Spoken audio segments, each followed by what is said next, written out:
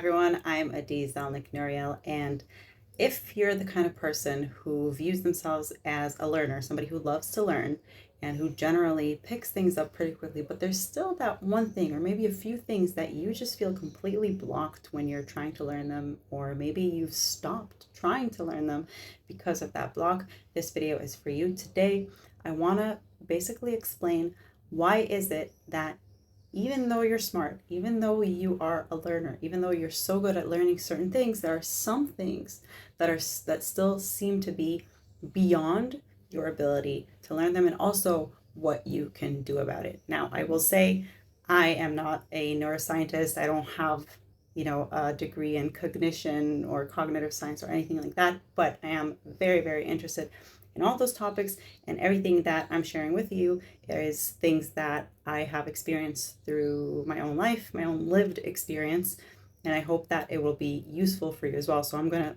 give a lot of different examples for the concepts that I'm describing, that I'm going to teach today, because I wanted to really connect, and I think that learning from examples is one of the best ways to learn. So the main thing to understand is there are actually two types of learning curves. This is at least how I think about it, okay? The first type I call a remapping learning curve, and the second type I call a mapless learning curve.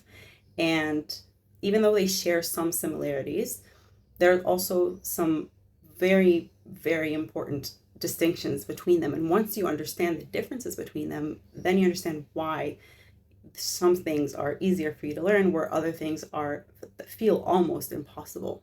Okay? And you can also start to understand what you need to do in order to learn those things. So let's talk about, first of all, the similarities between them. What do they have in common? Well, in both learning curves, you are starting at the bottom. In both learning curves, right? You're starting here and you don't know anything. You have not learned the thing yet. You want to get here to mastery, or, at the very least, a level of proficiency. So when you're in the beginning, you're at the bottom, it sucks, you don't know anything, you feel stupid, you feel clumsy, you feel like, what the hell's going on? And then as you just start and learning occurs, right? The process of learning occurs. You actually get a small hit of dopamine because it is fun to get something that you did not get before, right? This is like what drives us learners as we go. Dopamine is one of the functions that dopamine is responsible for, is motivation. One of the motivations that it's serving us in is in learning. So when something clicks, right, in our mind, that there's a level of reward in that, which is useful to us because it makes us want to continue to learn, right? And the other thing is the improvements generally feel very big in the beginning. So that also drives like our motivation to learn, because in the beginning, think about it. When you're starting something new, you don't know anything. You go basically from knowing jack shit about something to knowing a little bit more. And even though it's just a little bit, because you didn't know anything, by comparison to you, it feels like a lot. So the improvement subjectively feels very dramatic, and that is a pleasurable feeling. That is why, by the way, a lot of people sort of let things like fall by the wayside and stop improving and stop learning, because the improvement becomes more incremental. The more mastery you have of something, the less dramatic the improvement is going to be. And if you have accustomed yourself to only keep going when you get those high levels of reward for big improvements, then the little improvements won't entice you as much. And then that's where you see people plateauing. But those are the similarities between the two types of learning curves. Now, where do they differ? So in the first type, which like I said, I call a remapping learning curve, this is when you're trying to learn something that you already have a base of reference for. So for example, if you're trying to learn how to use a new CRM, but you already know how to use Salesforce, okay, a CRM, then what you're doing is essentially learning a new CRM, but you already know what a CRM is. You know what it does. You understand the basic features to expect, the basic functions that they fill, the relationships you expect to have between the various entities. Like, you understand that domain. You have a map, a mental map of that world, right? And what you're doing is essentially not learning something completely new from scratch with no point of reference. But you're actually constructing, you're remapping, you're translating the map that you have in your mind from Salesforce to whatever new CRM that you're using now. And it could still be very annoying. You're used to things, right? You're used to things being a certain way. You're used to the interface. You're used to whatever, the certain features and things like that. So it's still gonna suck a little bit in the beginning at least, but you're just remapping. And so you have, in those situations, a pretty high degree of confidence, especially if you're a learner and you're open-minded to learning. You know, you have a high degree of certainty that you'll be able to pick this up because, hey, I know Salesforce, so I'll probably be able to use, HubSpot or Monday or whatever. And the other thing is that you also already know how to go about learning it, probably. If you're somebody who is into learning, then you probably already have this as you're going into learning this new thing, this new CRM in our example. You will already have in your mind some like basic structure of the things that you're going to need to cover. So there's not a lot of unknowns. Maybe you don't know how to create a new client in this new CRM, but you know that you need to know that. So then you're able to more quickly go and discover the things that you need to learn. Okay, so that's what makes this type of learning, a remapping learning curve, feel much smoother and easier, and generally like just more fun, right? We're excited to learn it because you have a point of reference. It's not super daunting. You have a high degree of confidence that you'll be able to learn this, and you have also a high degree of certainty because you kind of know what are the steps you need to. You have a plan, even if you're not thinking about it consciously. You have a plan in your mind of like what needs to happen. So that's the first type. Now the second type is the trickier one. Okay, this is the second type of a learning curve called a mapless learning curve. And it's called mapless because in these situations, you have little to no reference for the new thing that you're trying to learn. Okay? You just know you want to learn this thing, but you don't even know the first step to learning it. Or you know the first step, but you have no idea what happens after. And imagine in our example, right? Somebody learning how to use a CRM for the first time. They've never even used a spreadsheet in their life. It would be like that. Like, what is this thing? Right? So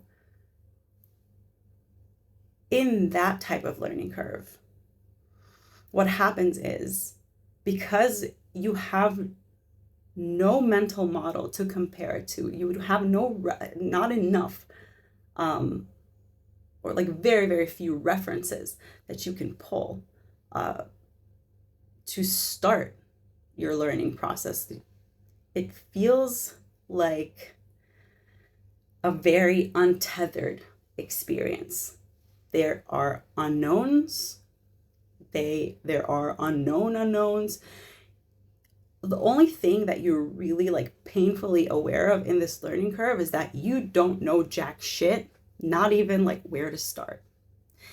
And what happens, the result of that is that, number one, you have a very low degree of certainty that you'll even be able to do this because you've never done it before. So this is like something you have never done before. You've never done anything similar to it before. So now it's like, why would I put myself through this? And what that causes a lot of times for a lot of people is avoidance.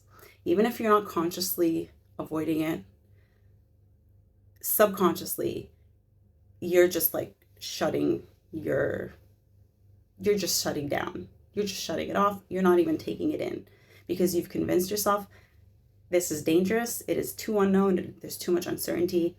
Why bother? I'm just going to stick to what I know. Okay.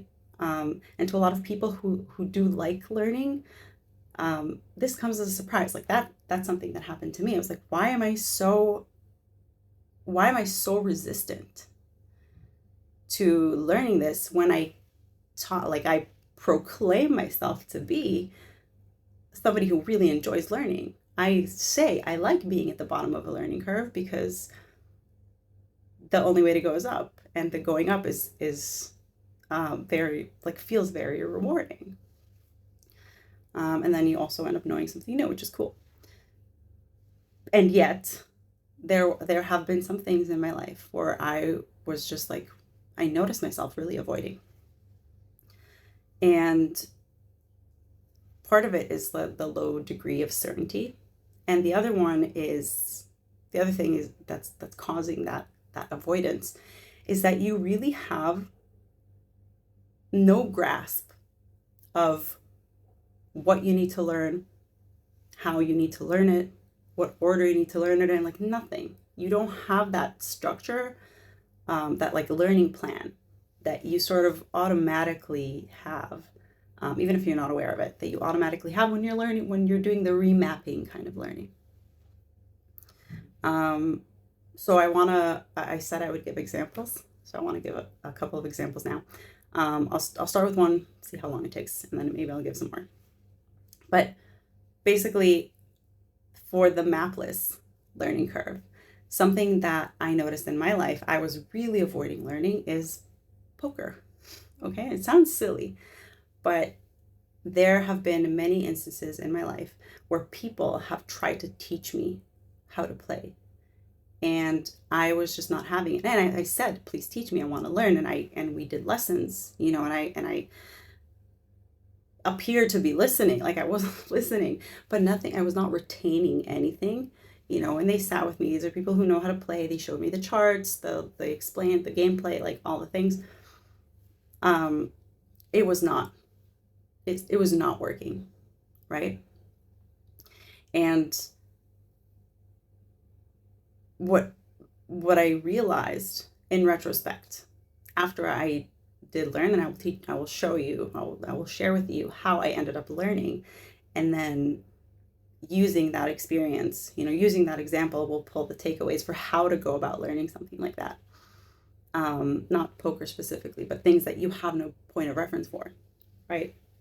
As I realized I was so overwhelmed by not knowing, by having like very little points of reference for a game like poker. It's not like I don't know what a game is. I know it's not, I know what cards are.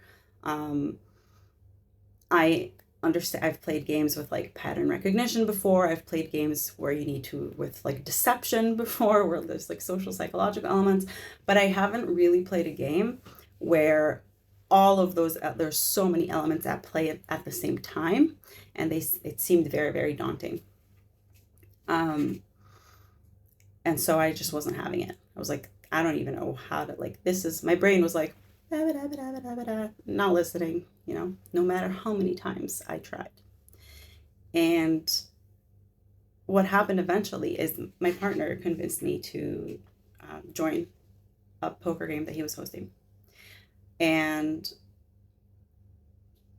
And I said yes. And it was the first real, true yes that I gave. Um, and there's a few reasons why that worked. Number one, I had a very, very high degree of trust um, in this person. Like, I knew that this experience was going to feel safe for me. And I know it can sound kind of silly, like what could possibly feel unsafe about like a casual poker game at somebody's house. But at the time, you know, there were a lot of people in my most of the people in my life I was not willing to make mistakes in front of, to look dumb in front of. Like a lot of my self concept was like managed through like needing to look a certain way and not suck publicly at anything. And so, and even something as silly as poker, which like really doesn't matter. I'm not trying, like, there's nothing in my life hinges on my ability to play poker. Um, and so, with this, you know, with this person, like we had actually been working on this fear and on this tendency together, and we were able to create a dynamic where I did feel um, safe and supported, not coddled, but just like, hey, no big deal. So that was the first thing. The second thing is the second we sat down to the table with his friends, like I did not know anyone, so it could have been like a potentially awkward situation. But again, I felt safe. I declared, I was like, I'm just letting you guys know this is the first game I'm ever playing in my life. And I don't know how to play.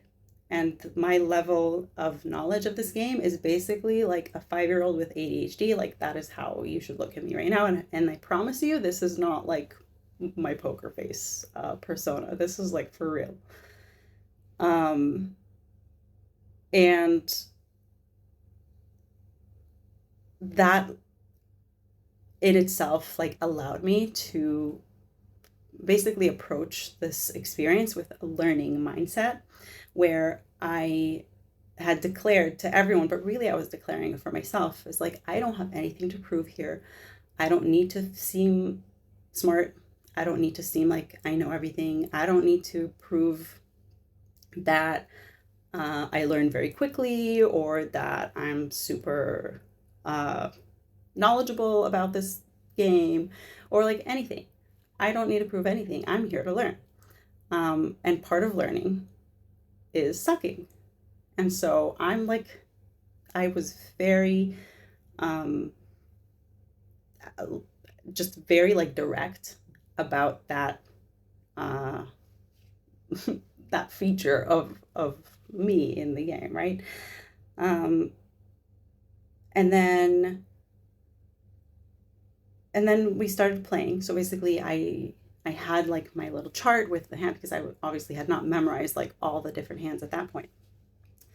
But we started playing, and what happened very quickly throughout the game is like it was very complicated. There's a lot of like cognitive load happening because there's so much that goes into the gameplay, right? There's like understanding, like knowing the hands and like the relationships between them, like what is stronger, like what is better, what is worse, the probabilities of you completing a certain hand, the probabilities of your opponents completing a certain hand, the gameplay, like how this, the little, you know, all little intricacies of the game, and um, the different names for the different things, whatever, and also obviously the social psychological element of understanding that you're not supposed to give away what you have. You're even encouraged to dupe people, and also understanding that you might be being duped, and like keeping all of those things together. Very complicated game when you don't know anything about it. But what happened was I started improving, I started retaining the information, and by the time it ended, I was actually able to construct to myself a rough structure of like, what are the levels that I would need to go through in order to become decent at this game, right? Because there is an order that would make sense for me to learn it in, you know.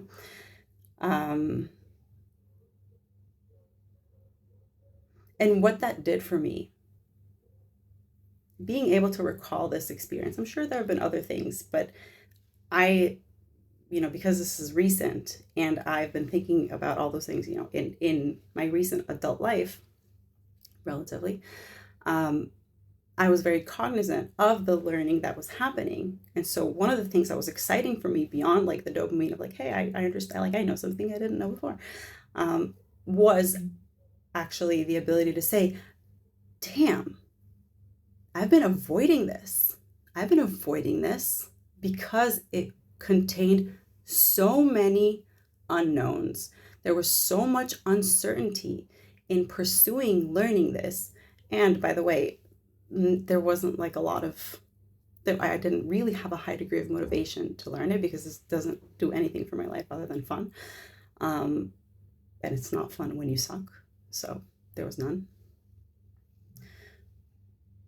But it created a new higher level of reference for me where I was able to say, okay, this might not be exactly like, knowing how to use a certain CRM and then learning a new CRM, but this is understanding that there is an unknown, like a big abyss of the unknown that you were able to walk into having, certain criteria met, and you came out, you could say, victorious, right? I'm by no means a master. I still pretty much suck, but I understand and I'm improving every day.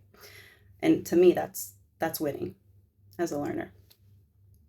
And so now when I'm approaching something that is completely daunting because it feels insurmountable, because it feels like I don't even know what I need to know. I don't even know the first thing about how to learn this.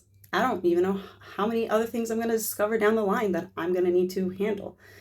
Like a high degree of uncertainty, I am able to recall that as a reference, not exactly a remapping, like the remapping learning curve, but I have a reference for I can deal with uncertainty. And I think that for people who really enjoy learning new things,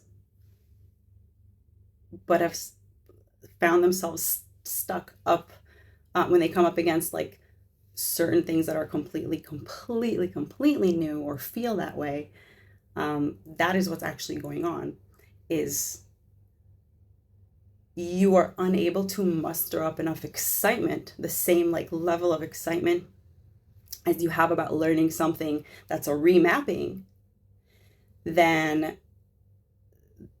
when you're approaching something that's mapless.